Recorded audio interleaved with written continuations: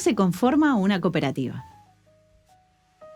El proceso de formación, como escucharemos más tarde en las entrevistas de este capítulo, es diferente para cada cooperativa. Algunas cooperativas empezaron siendo empresas tradicionales privadas y mediante procesos de distinta dificultad, muchas veces para evitar la quiebra de la empresa y el despido de todos los trabajadores, fueron recuperadas por estos mismos. Estos casos suelen ser los más conocidos, ya que los conflictos resultantes de la confrontación entre el antiguo dueño de la empresa y los trabajadores reciben mucha más atención mediática. Ahora, vamos a escuchar un par de relatos sobre cómo fue este proceso para algunas de las cooperativas que charlaron con nosotros. Aquí la recuperación de esta imprenta se efectúa en el año 2002, cuando la vieja empresa acá pasa de tener una crisis muy grande. El patrón quería, antes de quebrar, estaba a punto de quebrar y quería llevarse las principales máquinas del taller.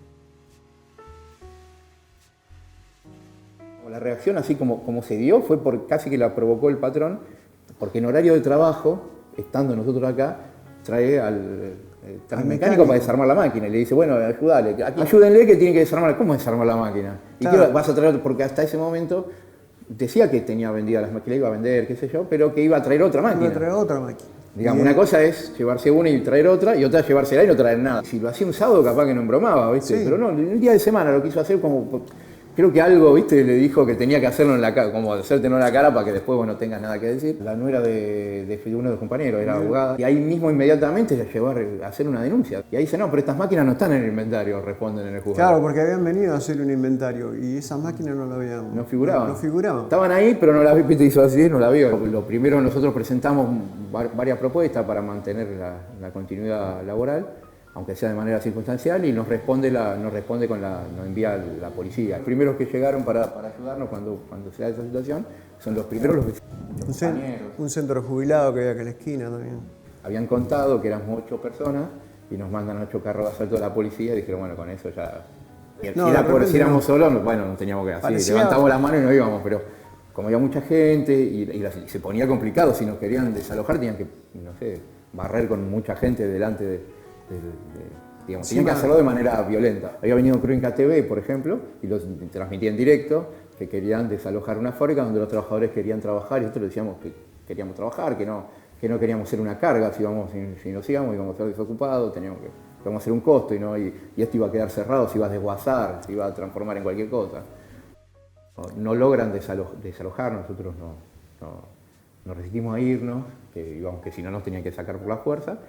No se animó el juez, retrotrae la orden de desalojo, nos autoriza, nos cita, eso era un viernes, nos cita el lunes a una audiencia en la que nos informa que había decidido autorizarnos a permanecer en el lugar como custodia, como acreedores de la quiebra, pero no nos autoriza a hacer uso, a explotar el lugar. O sea, para trabajar nada.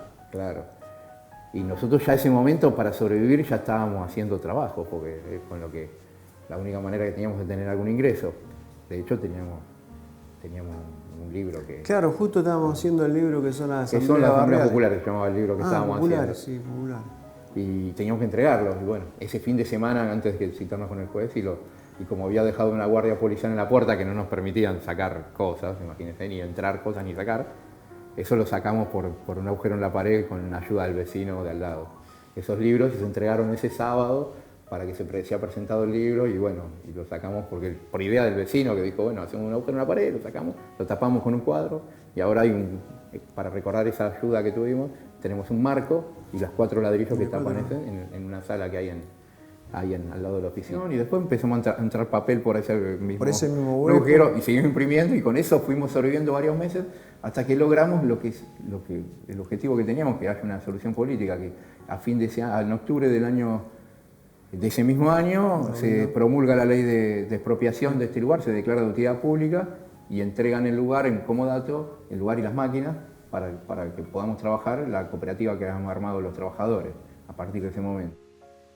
Le dije, yo vengo militando en el gremio gráfico de hace muchísimos años y en el momento que que entré a trabajar en el Boletín Oficial y el Boletín Oficial se privatiza la impresión y formamos una cooperativa, eso fue en el año 92, empecé a militar en el cooperativismo. Empecé a cruzarnos con un montón de compañeros de distintas organizaciones de distintos lugares. En Campichuelo, el lugar de base donde yo trabajo, trabajaba también con nosotros un compañero, Eduardo Amorín, y veníamos viendo y charlando con él y viendo que en el ámbito de la capital federal, acá de Buenos Aires, había muchísimas organizaciones, muchísimas experiencias autogestivas y no tenían representatividad. Y ahí empezamos a ver la posibilidad de armar una federación. Lo arrancamos por el 2014, más o menos, en un contexto bastante tranquilo. El objetivo era poder brindarle o poder nuclear o unir a todas estas experiencias que a lo mejor no llegaban a ser cooperativas, pero que era una ONG que trabajaba mucho en lugares de mucha marginalidad una fundación que teníamos en Campichuelo, teníamos una fundación que íbamos a la cárcel a dar cursos en Ezeiza. Entonces poder aglutinar todo eso bajo una federación que nos represente y que podamos a partir de ahí empezar a tener vínculos, ¿no?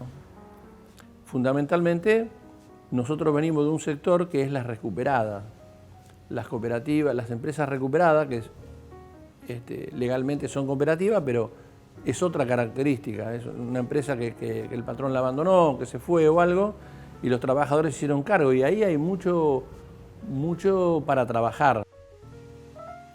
Este era un laboratorio líder en el país, y yo trabajé más de 30 años en ese laboratorio.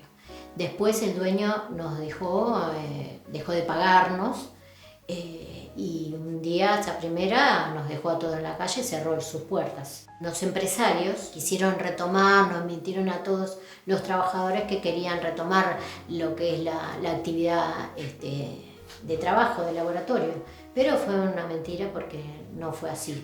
Estuvieron 2 meses haciéndonos trabajar sin pagarnos hasta que decidieron también irse, y en ese irse empezaron a llevarse las maquinarias. Se rompió paredes, se rompió pisos, se llevaron puertas, robaron todo lo que pudieron. Y nosotras después nos quedamos con un laboratorio tirado al piso, todo roto. Empezamos a levantar, una vez que pudimos hacerlo, empezamos a levantar, a limpiar paredes, a levantar escombros entre mujeres, compañeras, y los muchachos hacían la edición judicial. Fue un proceso largo, difícil, de mucha tristeza, porque no teníamos nada, no teníamos sueldo, no teníamos nada, ni qué comer. Juntábamos lo que teníamos para poder sobrellevar los días. El Estado nos ayudó un montón, tuvimos una ayuda de empresas recuperadas por un compañero que se llama Eduardo Murúa, que es jefe de la Empresas Recuperadas. Ellos nos ayudaron, nos orientaron cómo hacer. Hay muchas recuperadas en el país, muchísimas de distintos ramales, pero nosotros somos el único laboratorio en medicinal, y eso nos lleva a una responsabilidad grande. Es un orgullo.